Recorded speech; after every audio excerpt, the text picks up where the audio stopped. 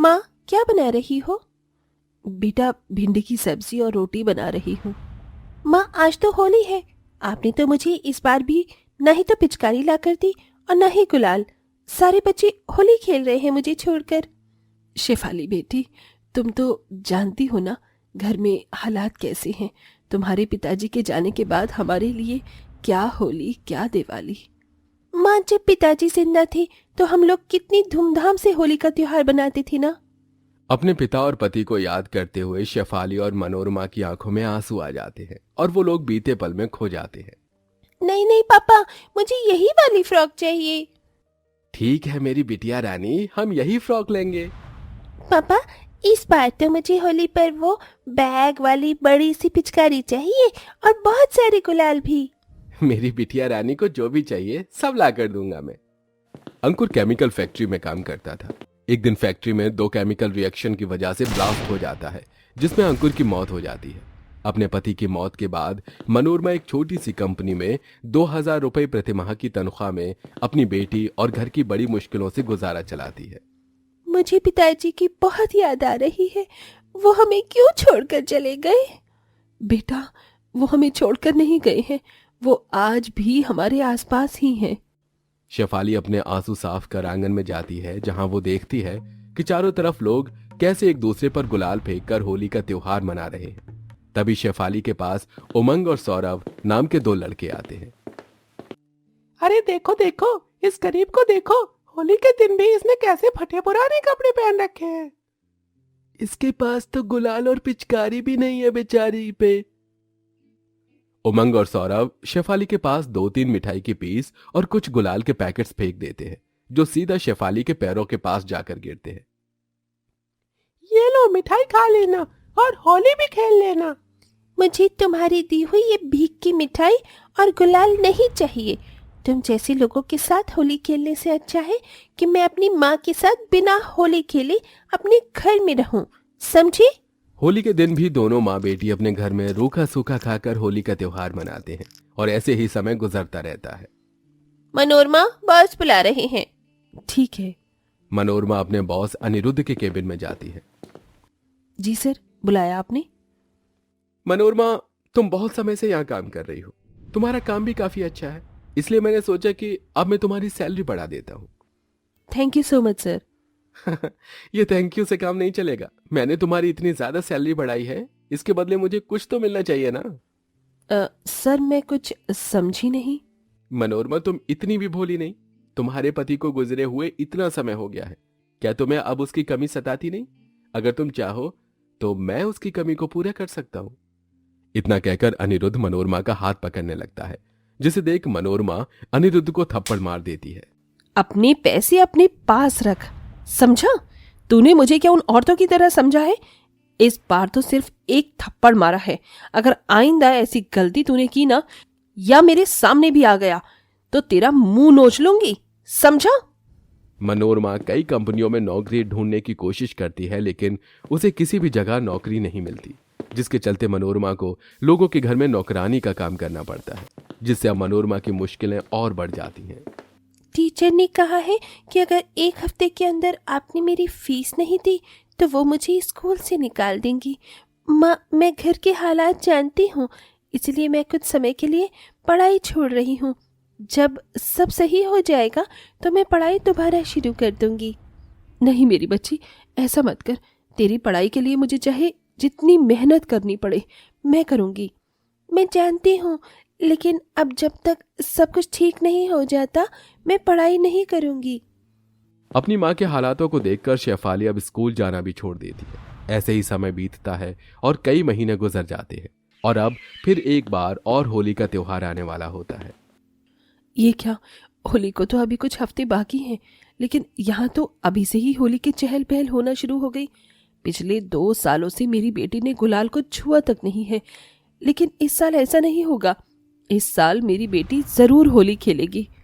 मनोरमा बचे कुचे पैसे लेकर दुकान पर जाती है और वहां से होली के लिए बलून्स पिचकारी खरीद लेती है और घर पर आकर मनोरमा अब घरेलू तरीके से शुद्ध गुलाल बनाने लगती है। माँ, ये तुम क्या कह रही हो?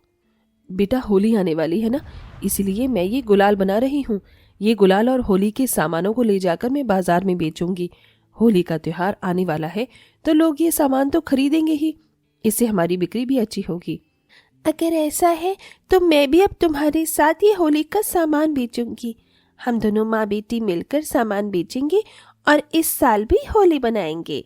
दोनों माँ बेटी अपने घर के पास वाले बाजार में जाकर अब होली का सामान बेचने लगते हैं। मैडम गुलाल ले लीजिए, गुलाल घर के बने हुए अच्छे और शुद्ध गुलाल है, लीजिए। पिचकारी ले लो, पिचकारी, होली की पिचकारी। ये कैसा गुलाल है? दिखने में तो काफी अजीब लग रहा है। मैडम ये घर के बने हुए शुद्ध गुलाल है, इसे लगाने पर शरीर पर कोई भी दुष्प्रभाव नहीं होगा। यहाँ तो मुझे कुछ भी अच्छा नहीं लग रहा है, और पिचकारी देखो कितनी ज्यादा हल्की है, इससे हमारे बच्चे क्या ही होली खेलेंगे।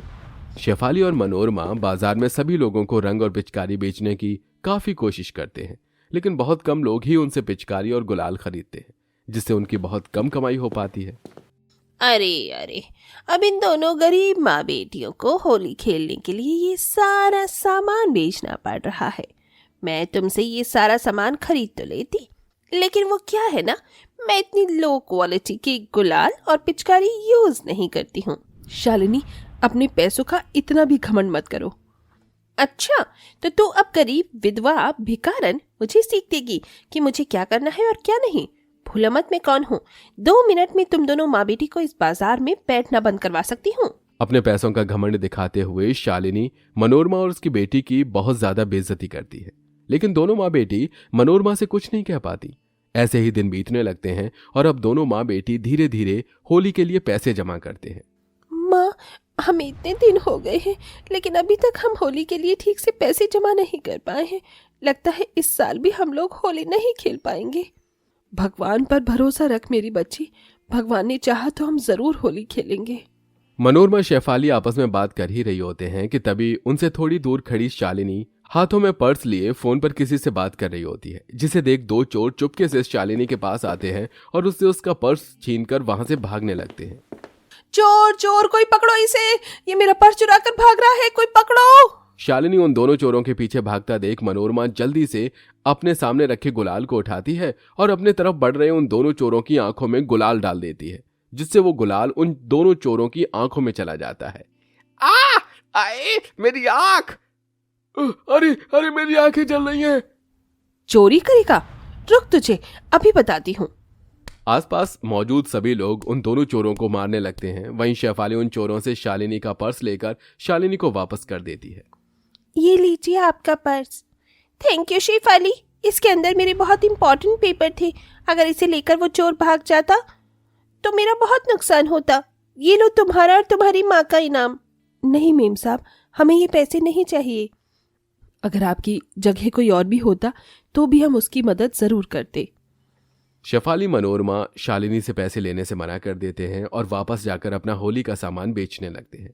ऐसे ही दिन बीतने लगते हैं। चारों तरफ लोग होली का त्योहार मना रहे होते हैं, लेकिन आज भी ये दोनों माँ बेटी बाजार में बैठकर गुलाल और पिचकारी बेचती हैं कि तभी उनके पास शराब की हालत में कुछ आवारा लड़के आते हैं। अरे ये रंग कैसे दिए, जरा बता दो, आज हम तेरे सारे रंग खरीद लेंगे। इस हसीन जवानी में तुमने ये सफेद साड़ी क्यों पहनी है? आओ, हम तुम्हें इस गुलाल से रंग देते हैं। कौन हो तुम लोग? चले जाओ यहाँ से, मेरी माँ को परेशान करना बंद करो। जाओ यहाँ से, हमें तुम्हें कोई गुलाल नहीं बेचना है। अरे चमक छल्लो और उसकी बेटी तो कुछ ज्यादा ही बोल रही है। लगता है अब इन्हें भांग पिलाकर ही इनका मुंह बंद करना पड़ेगा। वो तीनों आवारा लड़के मनोरमा और उसकी बेटी को परेशान करने लगते हैं। तभी अपने परिवार के साथ होली खेल रही शालिनी उन लड़कों को शेफाली और मनोरमा को परेशान करते हुए देख लेती है, जिसे देख शालिनी जल्दी से उनके पास जाती है। कौन हो तुम लोग? भागो यहाँ से, वरना पुलिस को बुलवाकर डंडे पड़वाऊंगी।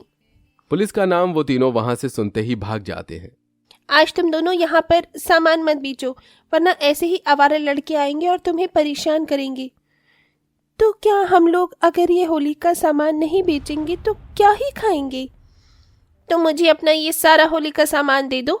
मैंने तुम लोगों का और तुम्हारी गरीबी का बहुत मजाक उड़ाया है, लेकिन अगर उस दिन तुम दोनों ना होती तो मेरा बहुत नुकसान हो जाता। मनोरमा, अगर तुम चाहो तो मेरी कंपनी में काम भी कर सकती हो और अपना और अपनी बेटी का अच्छे से ध्यान रख सकती हो। शालिनी की बात सुन मनोरमा और शेफाली दोनों बहुत ज्यादा खुश होती हैं और आज इतने सालों बाद दोनों माँ बेटी होली का त्योहार मनाते हैं। वहीं शालिनी की कंपनी में काम करने की वजह से अब मनोरमा और उसकी बेटी के हालात ठीक होने लगते हैं और अब शेफाली दोबारा स्कूल जाना शुरू कर देती है।